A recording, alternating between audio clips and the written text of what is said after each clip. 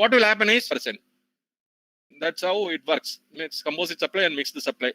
Here, the main difference between composite supply and mixed supply is that there will be a principal supply in composite supply.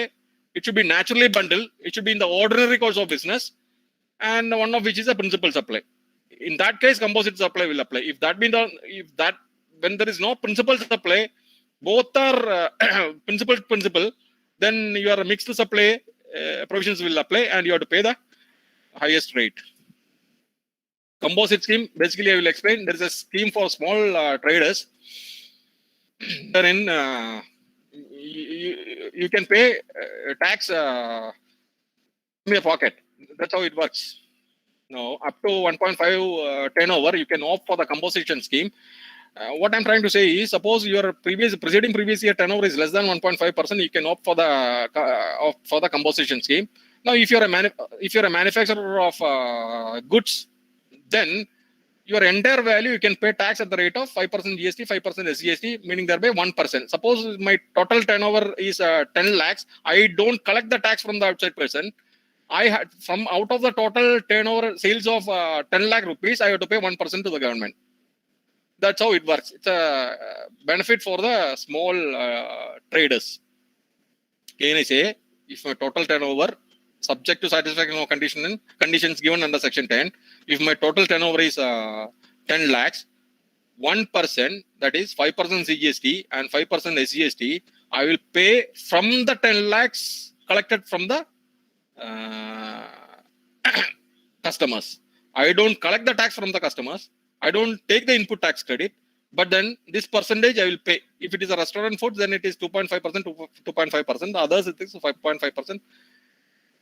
Then there is a new scheme introduced for services. Same thing will apply. 3%. Only condition is taxable person means person who is liable to be registered or registered. Understand the difference, because in your charging section 9, it says that tax has to be paid by the taxable person. Suppose the person is not registered. He is liable to be registered, but he is not registered. How will you collect the tax from the taxable person? So the definition definition is worded accordingly. Taxable person means the person who is registered and who is liable to be registered. Actually, he is not registered, irrespective of the fact that he is liable to be registered. Otherwise, section 9 levy will fail. When the levy will fail, he cannot assess an government cannot assess an unregistered person. So they kept the two definitions: taxable person as well as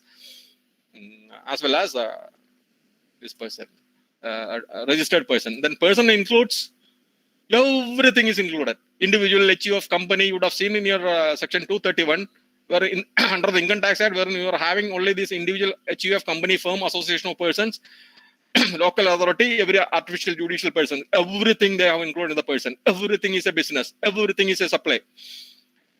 Everything is taxable. Unless and until you can take the shelter under Schedule 3 and the press release, anything and everything will taxable. Other services covers everything. Person covers everything. Supply covers everything. Business covers everything. Now, taxable supply meaning I will explain quickly. Taxable supply means supply of goods, service, above which is leviable to tax. Then non-taxable supply which is not leviable to tax. These definitions are very, very important in certain areas. That's why I have put it here. Exempt supply means 3 types. One is nil rate, exempt from, nil rate, zero rate is different from nil rate. Zero rate, I said that it is coming from the section 16 of the IGST Act. Nil rate is a rate which is coming in the rate schedule. Understand? You are having 2 types of rate schedule. One is goods rate schedule. Other one is services rate schedule. Nil rate is a rate coming in the rate schedule of goods as well as services. Only very few items are covered, but then it is covered. Then I said exemption notification is there. Notification number 2 for goods as well as notification number 12 for the services. Government has the power to exempt under section 11. Then you are having this non-taxable supply also coming under exempt supply. Then the business place of business includes where he's ordinarily carried on the business, then where he maintains the books of account, where he receives these warehouse goods, storage his goods, whether he is maintaining books of account. See, this place where the taxable person maintains his books of account. Now, the taxable person has given the books of account to our office or a chartered accountant office for audit purposes. Then our office also will become a place of business. See the implication. This has a severe implication in the case of inspection, search, and seizure. That's what I'm trying to say here. Principal place of business means the principal place mentioned in the certificate of registration. Then there is a concept called casual taxable person. Casual taxable person means the person. See, why I'm explaining all these explanation, you will understand later, because in the time of registration, at the time of registration, we will see all these coming in. Casual taxable person means a person who occasionally undertakes the business of transaction, supply of goods, services, or both in the course of furtherance of business, whereas principal or agent in either capacity in a state where he has no fixed place of business. Casual taxable person is very simple, a person who does not usually carry on the business, regularly carry on the business, but then he occasionally carries on the business wherein he does not have a place of business, is what is called casual taxable person. Same definition for NRTP, non-resident taxable person, everything is same. Only thing is he should not have a place of business or residence in India. So a non-resident is carrying on the business, then he will come under this clause. Then the only difference between this definition and casual taxable person and NRTP is that in the casual taxable person, it should be in the course of furtherance of business, which is absent in the case of NRTP. That it need not be in the case of business. Then business test satisfaction required, fixed place of business defined, no time, NRTP. Applies only after the issuance of certificate of registration. They can commence the business only after the issuance of certificate of registration. They make the advance tax deposit for estimated tax liability, whole system, levy coming from charging section 9, then liability to pay tax. Sorry. Liability to pay tax. Liability to pay tax arise at the time of supply, then governing sections, I have put it here. Then type of tax, CGST, SGST, IGST. Then location of the supply, place of supply. Then you are having this payment of tax at the time of filing the return. Then governing section. These are the governing sections. Rate of tax multiplied by value payable by a taxable person. Then there's a concept of TDs and TCs. I think you would have had a class on TDs and TCs. Same. It's not the same thing in the Income Tax Act. They're here slightly different. And government contractors, if it is a taxable value is more than 2,50,000, not tax, yes, taxable value. If taxable value is more than 2,50,000, they have to deduct the tax at the rate of 1% put to the government. That's what it says. TDS, only the government contractors. When the government makes the money to the contractors and the contract value exceeds 2,50,000 rupees, the government will deduct the tax and pay to the government. Then you are also having a TCS, wherein you are supplying the goods. Every electronic commerce operator, not being an agent, shall collect an amount. See, I will give you an example for this. Suppose there is an Amazon, supplier is there, Amazon is there. Through Amazon, the supplier is selling goods to the end user. Supplier will directly invoice the money to the end user. You would have bought many things in the online. Supplier selling goods through Amazon to the end user.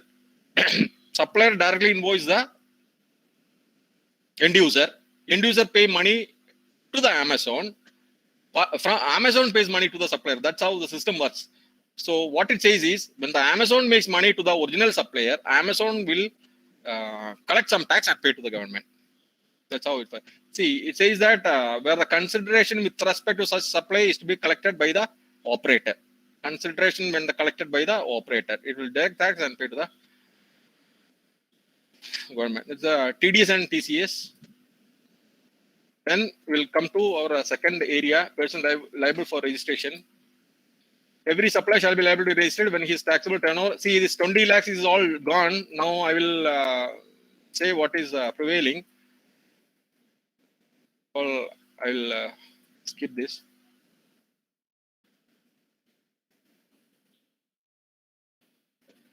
Basically, I don't have time to explain all these things. Basically, it says that, see, there are two limits set for registration. First of all, you have to check the aggregate turnover. If you're dealing exclusively in goods, then up to 40 lakhs, no registration required. If you are dealing in services, then the registration should be 20 lakhs. That is the limit set. Exclusively, if you're dealing exclusively in goods, Limit set is, yes, I have to take registration in Tamil Nadu also, because from the Tamil Nadu point of, when I stand in Tamil Nadu and calculate my aggregate turnover, how I will calculate the aggregate turnover? Pan India basis, turnover has to be calculated. In Kerala, I am having 39 lakhs. In Tamil Nadu, I am having 2 lakhs. When I combine together, it will become 41 lakhs. Since it has crossed 41 lakhs, then I have to take registration in Tamil Nadu as well as I take registration in Kerala. Both state I have to take registration. I will give another example. Suppose, see, the aggregate turnover includes exempt supplies also. Suppose my 39 lakhs is exempt supply, 2 lakhs is taxable. What will happen? I have to aggregate together. 13 lakhs exempt plus 2 lakhs taxable, aggregate to the 41 lakhs, I have to take registration. Even if I am, my 99% is exempt supply, but even if I am doing somewhat a taxable supply, then I have to take registration. Registration is PAN based. Then classification of state I will give you.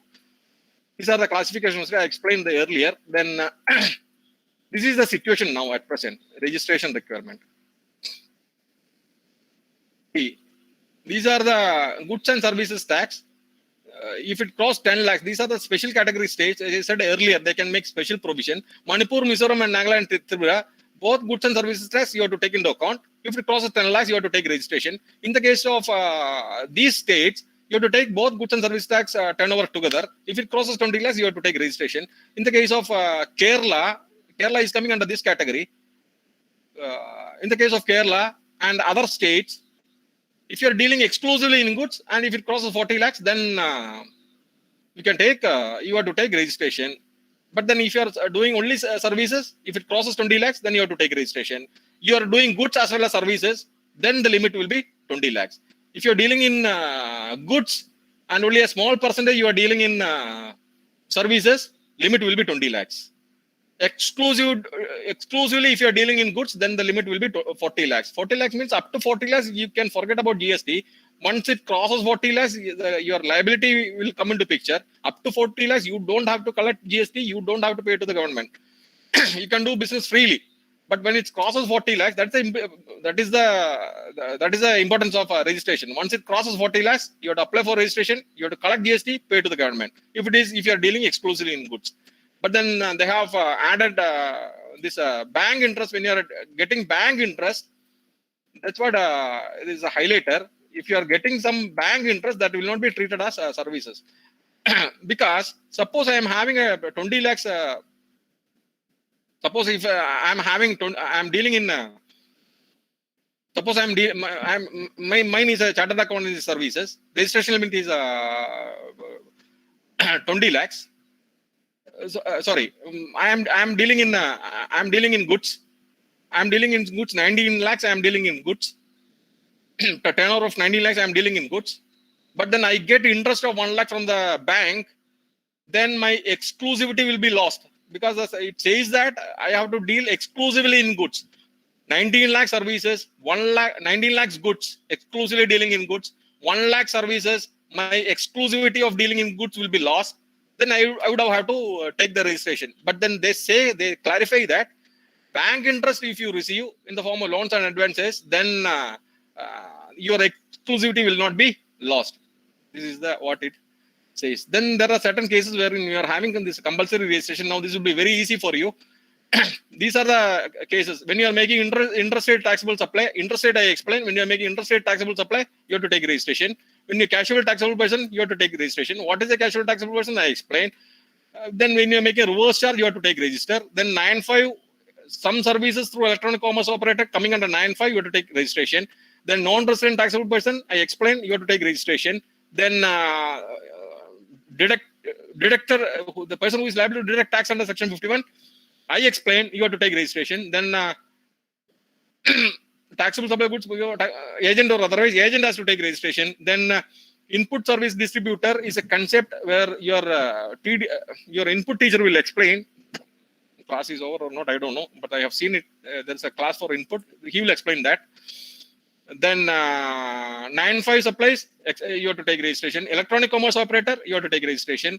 Electronic commerce operator, same definition you would have studied in 194.0. in your Income Tax Act, when you studied your TDS, same concept, electronic commerce operator, electronic commerce business, that definition in the Income Tax, I copied from the GST and put it there. You have to take registration. Then these are notifications I will skip. Then these are the people which is not liable to registration, engaged exclusively in the business of supplying goods. If he is engaged exclusively in the business of supplying goods or services that are not liable to tax, then he need not take registration. If it is wholly exempt from tax, he need not take registration. Then agriculture is to the extent of supply of produce out of cultivation, he need not take registration.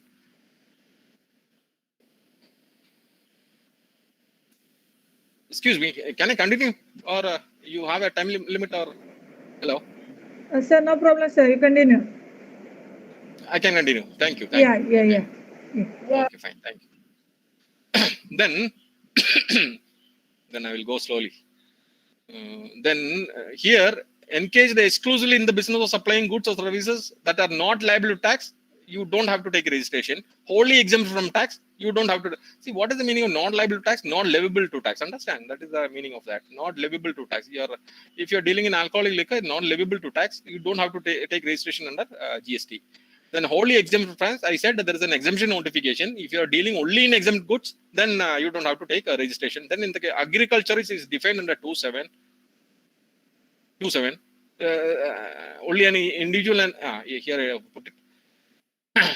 Then meaning individual HEF who undertakes cultivation of land, then he also does not have to take registration by own labor, by labor of other party.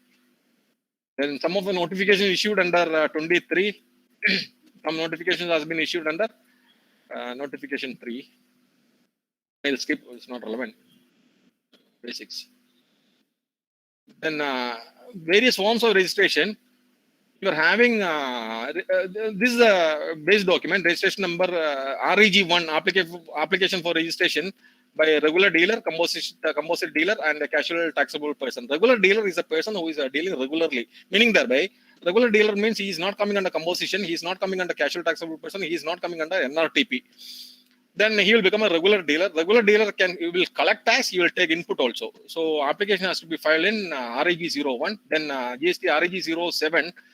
This will be put by tax director and tax collector. We have seen tax director and tax collector compulsory registration under 24. Then REG 94, non-resident taxable person. Then application registration, this online information that OIDAR, which is a concept, I don't have time to explain, I will skip. Then application of registration by unique identity number. These are foreign diplomatic missions, embassies, a UNO, agency of UNO, then consulates, etc. See, why they want to take registration, I will tell you. Supply to foreign diplomatic missions, supply by foreign diplomatic mission is not covered under GST because there is specifically exempted under the. These are the rules. I will just skip. The process of registration I will explain. Now, what he will do is he will file an application of registration part A in GST 1. See, registration contains two parts. Application for registration contains two parts, part A and part B. Part A, what you will do is, part A, you should compulsory, you should have a PAN, mobile number, and email. So PAN they will verify with the income tax site whether this PAN is correct or not. Then mobile number it will give an OTP to your mobile number. You have to put that OTP number in the portal. Then email, they will send an email to your email ID. That number also you have to put it in the portal in the application form. Once the verification is taken place, once that is verified, then you will proceed further. If it is not verified, then you have to undergo the process once again. So PAN, basic registration requirement is PAN, mobile number, and email ID. PAN verify with the income tax department. Mobile number, they will verify the OTP. Email, they verify with the email sent to your email ID. Why this OTP is required? The OTP is required for the non-repudiation later. Understand? Non-repudiation. Tomorrow you should not say that I did not know that. Somebody has taken registration with my mobile number and PAN number. It will become a non-repudiation. To make it non-repudiation, they are sending these documents. Now, once the basic things are done, then application for an ARN number, application reference number will be generated and communicated to the email and mobile ID. Then you have to submit the certain documents. You have to submit certain documents, and then you'll be having an Aadhaar OTP authentication. Once this is done, acknowledgement will send in REG02. Once that is done, verification of the application will be done by the proper officer. Then sometimes a physical verification of principal place of business or place of business, wherever required by the proper officer, will be conducted. Then moving on, then documents, once the officer is verified, if it is successful, he has to grant registration within 7 working days. Then issue the registration certificate in form GSTR 06 for the principal place of business, for the additional place of business. If the verification documents verified by the proper officer is not okay, then he will intimate the concerned applicant. Then applicant shall electronically furnish the document back to the proper officer. Then if the officer is satisfied, if he is not satisfied, he will reject the application form. If he is satisfied, then approve grant of registration within 7 working days and issue registration certificate in registration number 09. If the officer fails to act, then it will become deemed approval and deemed. The registration number will be like this. Then state code, PAN, entity code, check character. These are the registration number. Then amendment of registration. These registration can be amended. This registration can be amended. How it works, I will tell you. To change of PAN, constitution of business, then if there is a change in PAN, if there is a change in constitution of the business, change in constitution of the business means suppose if one partner is added or one partner is retired, likewise, then or a change of business from one state to another, you have to submit a fresh application form. If there is a change, because registration is PAN based, once the PAN is changed, then you have to apply for fresh registration. Suppose the proprietorship is converted to a firm, the firm is having a separate PAN. Since the firm is having a separate PAN, you have to apply for fresh registration. Any other case means other than these cases, first cases, change of PAN, other things, then within 15 days you have to apply. You have to submit REG 14. Then REG 14, 2 fields are there. One is core fields, and another one is non-core fields. Core fields are name of the business, principal place of business, additional place of business, detail of partners. If you want to amend all these things, then proper officer will examine the application. Proper officer is satisfied, then approve and issue the order within 15 days. No, if he's not satisfied, issue shock cause notice. Then applicant will have to reply. Applicant shall file response to form number GST within 4 days. Then, if proper officer satisfied, then he will issue the registration. Now, any other case other than this, non-core fields, then it will stand certificate registration amended automatically. Only core fields, understand that only core fields require approval of the officer. Core fields, it will go to the officer. Officer will verify. Officer will verify if satisfied, he will amend the application. Officer not satisfied, he will reject the application. Non-core fields, you by yourself can amend it, and once the application is submitted, it will be amended. That's how it works. I'm sorry, extremely sorry, because I don't have time. Meaning that way I have time, you don't have time. Then regular task is return filing. This I will explain. First of all, I will file GSTR1, meaning outward supply. Suppose always think from supplier point of view. As a supplier, he will file his outward supply return in form GSTR1. What will happen? This GSTR1 is made available to the buyer. Now, I am a supplier, I am a seller. Then when I file GSTR1, it will be made available to the buyer. Buyer will it's a process of reconciliation, meaning thereby, suppose I am a seller, you are a buyer. I send my documents, I send my statement of account to you. You are having your own records in your books of account. My sale, your purchase. I will give you my sales in GSTR1. Then it will come to you. It will come automatically. It will auto-populate to you. In the site, everything happens in the site, not physical in the movement of papers. It will come to you on 2A.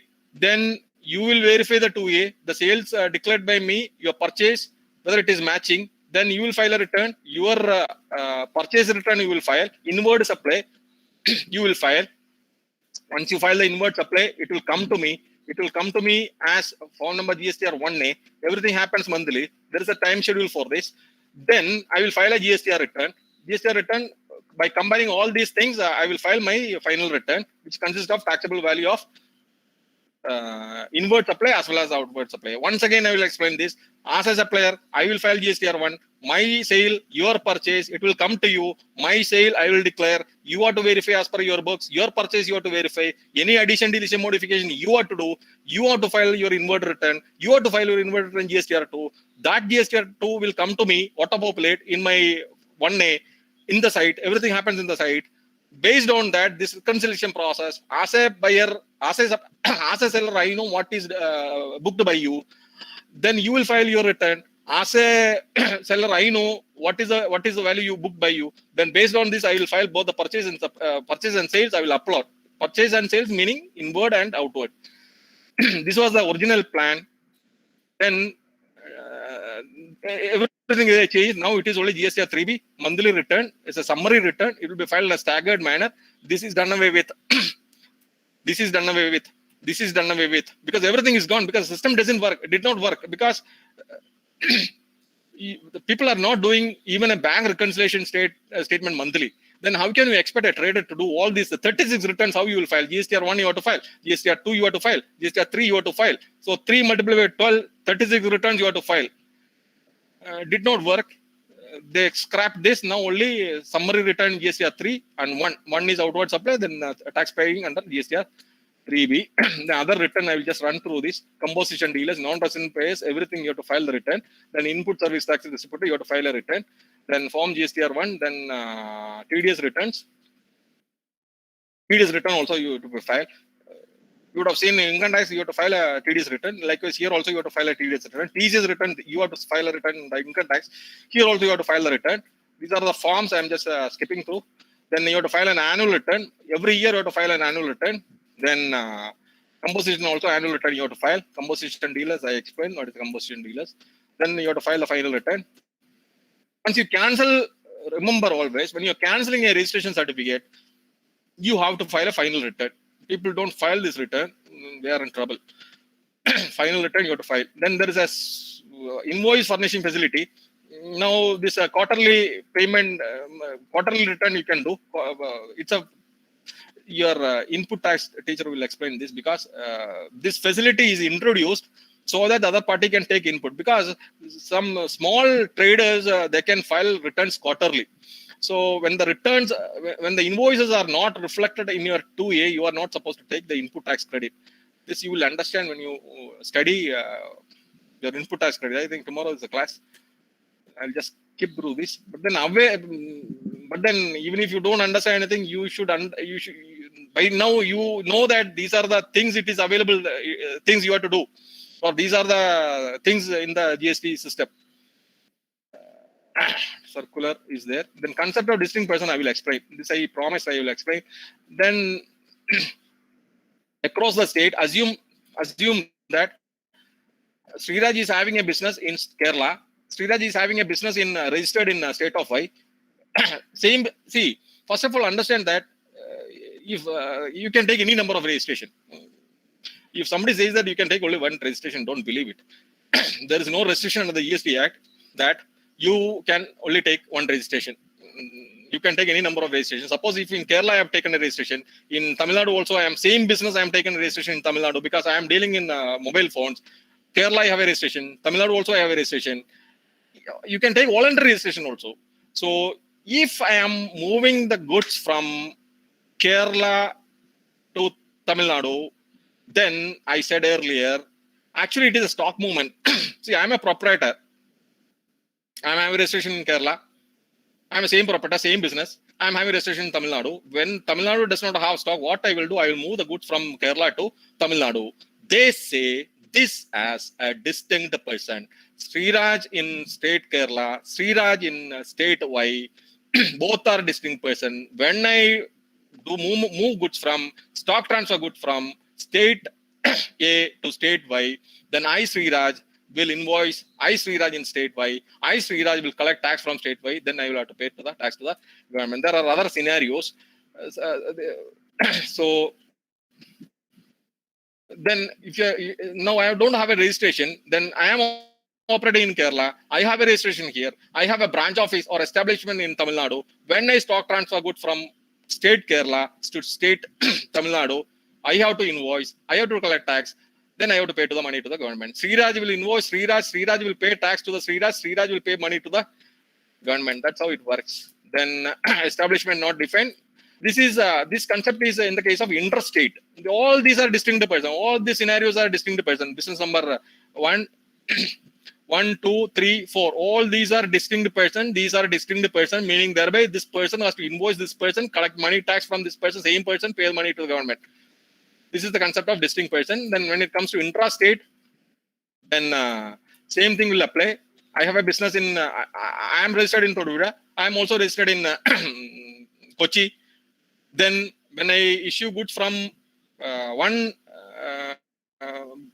registered premises to another registered premises, then it will become a distinct person. Then same scenario, I am just multiple registration possible. Then multiple registration possible. This is not distinct person, meaning thereby only exception is, suppose if I am having a registration in Kerala, I am having a branch in Kerala. When I stock transfer goods from my registered place to my branch, then I don't have to, I am not a distinct person.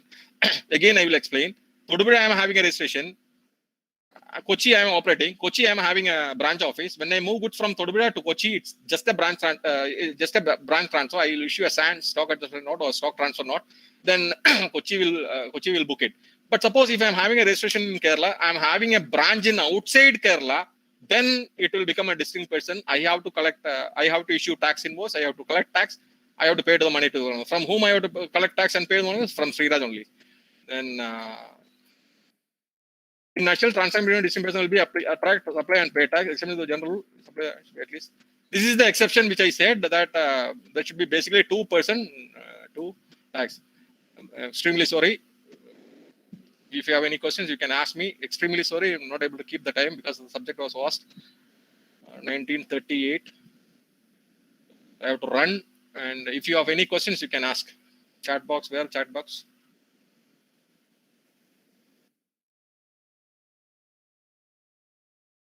Thank you so much, sir. Now it's the time for interaction. The participants can ask and clarify their queries to our resource person. I have only because of the time limit also, I just share 1 or 2 practical problems facing by Kerala and other rest of the country.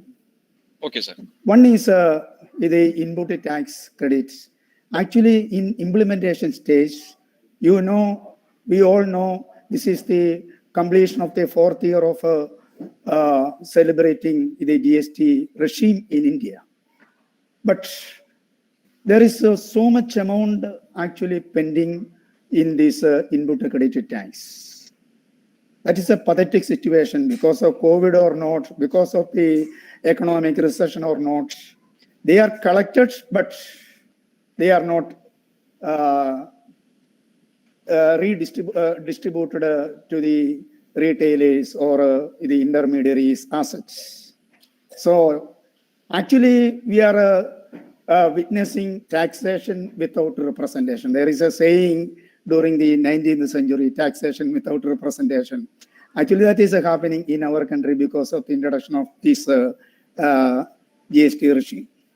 Another thing I cite here is a paradox because of the high rate of penal interest rate for the non-compliance of tax. That is another suffering made by the taxpayers in our country because the market rate of interest is almost a single-digit one, but the penal rate which is charged by the government in terms of the non-compliance of non-payment of the GST is 18%. So there is a wide vacuum between this penalty rate and the market rate of interest. Bank rate is also 1/3 of this high rates. So there is no logic behind this because Even though our rate system is compared to Canadian or Chinese or French system, it is comparatively low. But in this kind of implicit imposition of penalties and implicit expression of high interest rates, that all are the sufferings of the taxpayers in our country in the indirect tax regime. So you want me to comment on that? Yes. What about your so only one comment I can give you. Okay. The comment is, you know how many chartered accounts are arrested? See, How just many? because how many chartered accountants are arrested, you know? Yeah. The only reason is, see, we don't have any role in their business. We are just representing. When we are representing, they are issuing. They are making us a party. Yeah. So this we have taken up with the ICA Institute has taken up these issues. Then regarding the penal interest, I will say that, sir, it's like a carrot and stick approach. What we can do. See, apart from that, I will tell you one more thing. This is strictly off the records. I don't quote anywhere because I don't want to take a issue. See, why GST is implemented, I will tell you very frankly. GST is implemented. See, actually, this government did not want to introduce GST. It's not a concept of this government. Then why they introduced GST? They introduced GST because they want to disturb the federal system of taxation. Now, now what happened is the state has to go to the central to collect the its share of GST. Now they want to upset the federal system wherein they will have the control. That is the reason why they have introduced this GST without careful thought and real understanding. Penal interest, what we can do? It's a tool. This GST is a tool in the hands of the central government to skew states wherein they are not in power. Yeah.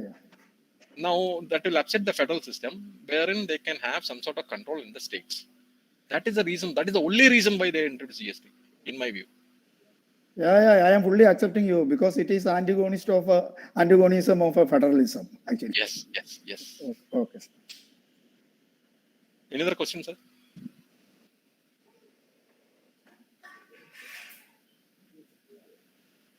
Chat box. I am not in chat box. If there is a chat box.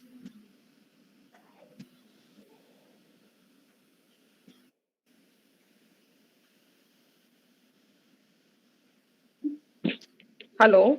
Yes, sir. Yes, Sir, madam. can you highlight the zero rate concept? Yeah. I said. See, zero rate is a concept. Thank you. Zero rate meaning actually, I said in the beginning there cannot be any tax in exports, madam. Tax for exports, you are earning foreign exchange and you cannot tax exports, first of all. And there is no power in the constitution because in the constitution, article 246A, they say that import will be treated as interstate trade and commerce. Import will be treated as IGST, interstate trade and commerce, and it will attract IGST tax because it's interstate trade and commerce. But in the case of export, the constitution is silent, first of all. Second thing, in the case of section 16 is basically dealing with the export of goods and services to outside India. There is a definition for export of goods and export of services in IGST Act. So when you are exporting goods to outside India, or when you are exporting goods to special economic zone or special economic developer, then subject to satisfaction of certain conditions, if you are putting an LUT, then you can export without payment of tax. Or you can export with the payment of tax and you can claim refund. That is what is called zero rating. Understand? Export means, in the case of export of goods means taking goods out of India to a place outside India. Export of service means supplier of service is located in India. Location of the recipient is outside India. Place of supply is outside India. You are getting foreign exchange. That is what is called export of service. In the case of export of goods outside India, in the case of export of services outside India, but then you have to satisfy the definition of export of goods and export of services. If you are satisfying that definition, then two types of export is possible. One is with LUT, without payment of tax. One is with the payment of tax. Both the cases you can claim refund of input tax credit you have taken. That is the concept of zero rating.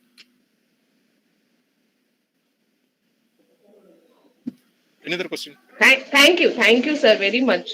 Explained well. So export is therefore considered as a zero supply.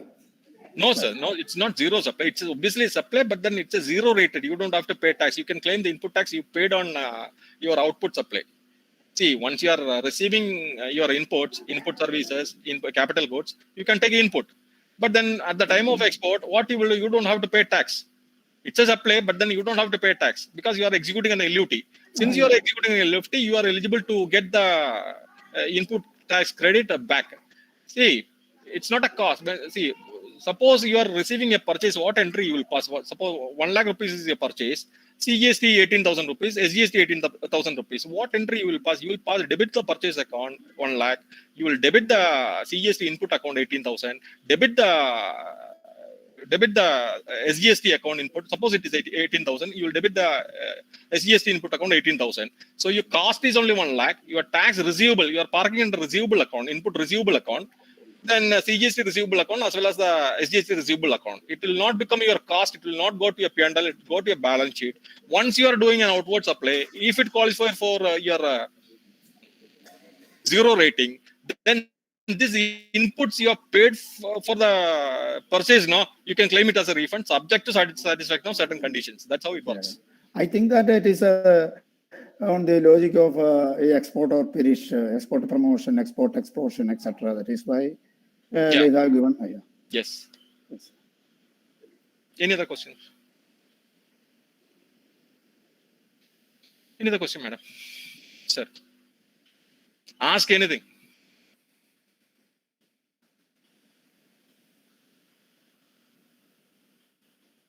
If this much time was available, then I would have gone very slowly. I thought the time is a factor. Are there any more queries left?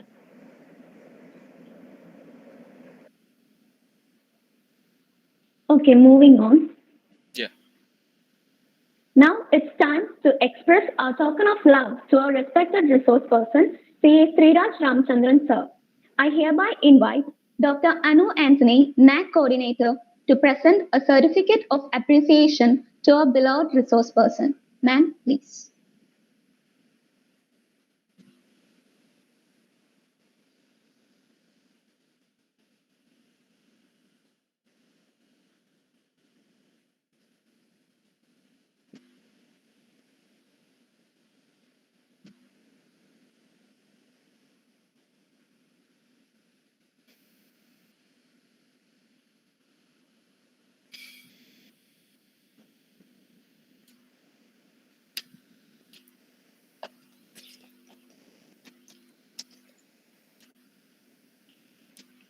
Okay, now it's time to wind up today's gathering. We feel extremely thankful to many ones in this occasion. So to deliver the words of gratitude, I would like to invite Ms. Ruthimol Joseph, the Faculty of Postgraduate Department of Commerce. Ma'am, please. Good evening to one and all. It gives me an immense pleasure to deliver vote of thanks for this event to all dignitaries assembled here. Let me first of all start by giving glory to the Almighty God for making today's occasion a resounding success. First and foremost, I thank our beloved principal, Rev. Father Joshi Chiranguri CMI, for his continued support and prayers. His able guidance has always encouraged us. Thank you, Father. I take immense pleasure in extending my sincere thanks to today's very important person present here, C.S. Sriraj Ramachandran, who has sparing his most valuable time and honored this function with his valuable inputs. Thank you so much, sir. Thank you. Then I would like to thank Vice Principal and Head of Commerce Department, Dr. Varghese Antony, and convener of this program, Mr. Thomas Kuti M.O., for their valuable support for this function. I also express my heartfelt thanks to CA Prashant Srinivasan, Chairman ICAI Kottayam, and CA Prem Sebastian, Secretary ICAI Kottayam, for their support for this event. I owe my special gratitude to Dr. Anu Anthony, NAC IQAC Coordinator and PG Course Coordinator of Krishnajyothi College, who worked hard to ensure that this occasion becomes a memorable success. Thank you so much, Miss. My heartfelt thanks to the head of various departments and faculties of Krishnajyothi College for their valuable support and presence. Last but not least, I thank you all dear participants for your cooperation and presence. Once again, I thanks one and all present here. Thank you. Thank you, ma'am. Now we come to the end of the fourth day of National Faculty Development Program organized by the Postgraduate Department of Commerce in association with ICAI Kottayam Branch and IQAC. Thank you all for your support and presence. See you on next day. Thank you and good night.